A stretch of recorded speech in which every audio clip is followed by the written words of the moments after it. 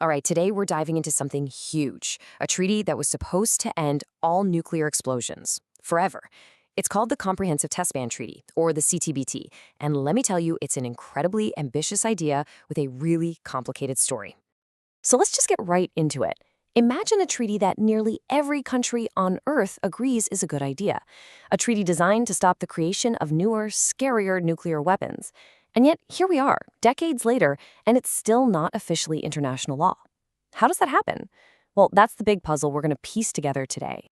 Okay, so what's this CTBT all about, really? What was it trying to do?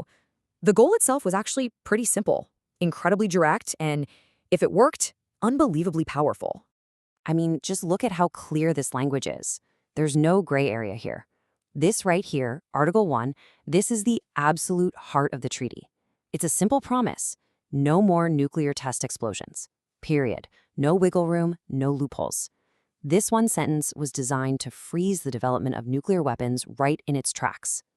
But, a promise is one thing. You've got to be able to check that people are keeping it. So the treaty set up this massive 4-part verification system. You've got a global network of sensors to listen for any secret explosions, a way for countries to ask each other, hey, what was that? The power to actually go and do on-site inspections if things look suspicious, and ways to build trust. It was meant to be the ultimate global watchdog. Of course, a treaty is only as strong as the countries that sign on. And this is where we hit our first major roadblock. For the treaty to really work, the big nuclear powers had to be all in. But in the United States, the scientific community started raising some pretty serious concerns. And this, right here, is the dilemma they were facing. The U.S. has this huge stockpile of nuclear weapons, and some of them were designed a long, long time ago. So scientists started asking, how can we be 100% sure these incredibly complex weapons will actually work if we ever needed them, if we can't test them? That is a very high-stakes question. And, it wasn't just about the weapons themselves, it was about the people. The actual scientists who built and tested these things, well, they were getting older. They were retiring. The big fear was that a new generation of scientists who'd never seen a real test just wouldn't have that same gut-level knowledge you need to maintain the arsenal. And those fears got very specific, very fast. People worried that the data from the old tests just wasn't good enough. They pointed out that, hey, these are physical things. Parts can corrode, they can get brittle. They wondered if they could even attract the best new scientists if they couldn't do cutting-edge research, which meant testing. And they brought up past experiences where, unimaginable problems popped up in the field that you'd never see in a lab. So the solution they came up with was this thing called the Stockpile Stewardship Program, or SSP. The hope, the big idea, was that super advanced computer models and lab work could take the place of actual nuclear tests. But the reality, it was full of doubt. Critics said the tech was totally unproven, the whole program was taking forever, it wouldn't help you design new weapons, and on top of all that, it was just crazy expensive. How expensive? Try $4.5 billion a year. One source we read called that price tag a congressman's nightmare. It's just a mind-boggling amount of money to spend on a program that a lot of experts felt was still a huge gamble. So for many in Washington, the risk and the cost were just way too high. Now, the U.S. wasn't the only major player holding back. Let's shift gears and talk about another key country, India. But their reasons were totally different. This wasn't about technical worries. This was about decades of foreign policy and a deeply held belief about what's fair on the world stage. See, when India objected in 1996, it shouldn't have been a surprise to anyone. It was the logical end of a position they'd held for almost 50 years. I mean, way back in 1948, they were at the UN trying to get rid of atomic weapons. In 1968, they opposed the Non-Proliferation Treaty because they said it was discriminatory. Their stance has been incredibly consistent. And this quote from former Prime Minister Indira Gandhi, wow, it just gets right to the heart of how India saw things. They looked at treaties like the NPT and didn't see peace.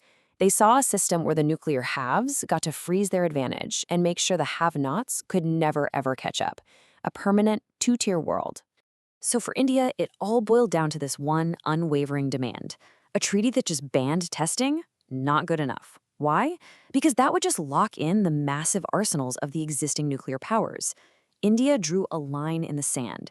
Any test ban had to be tied to a clear, scheduled plan for everybody to get rid of all their nuclear weapons. For them, it was all or nothing. And this was not a new demand they just cooked up. Just look at what they were proposing back in 1978, outlawing military nuclear tech, freezing weapons, a time-bound plan for total elimination. And what's number 4 on their list? a comprehensive test ban treaty. For India, the test ban was never the end goal. It was always just one piece of a much bigger puzzle leading to total disarmament. So where does all this leave us?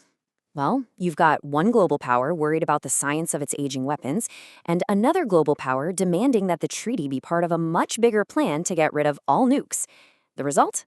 A stalemate, an unfinished treaty. But here's the fascinating part.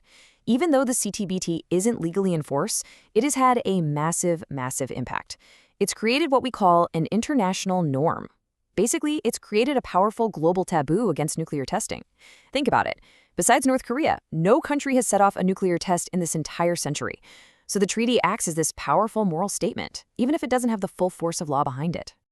In this table really sums up the deadlock. The treaty's goal is a permanent test ban to move toward disarmament. But the U.S. perspective became focused on maintaining confidence in its own weapons. Meanwhile, India's stance is that any ban has to be linked to eliminating all weapons, everywhere.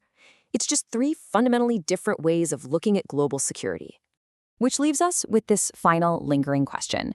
At the end of the day, is a world without nuclear tests even possible if the world's most powerful countries don't fundamentally trust each other?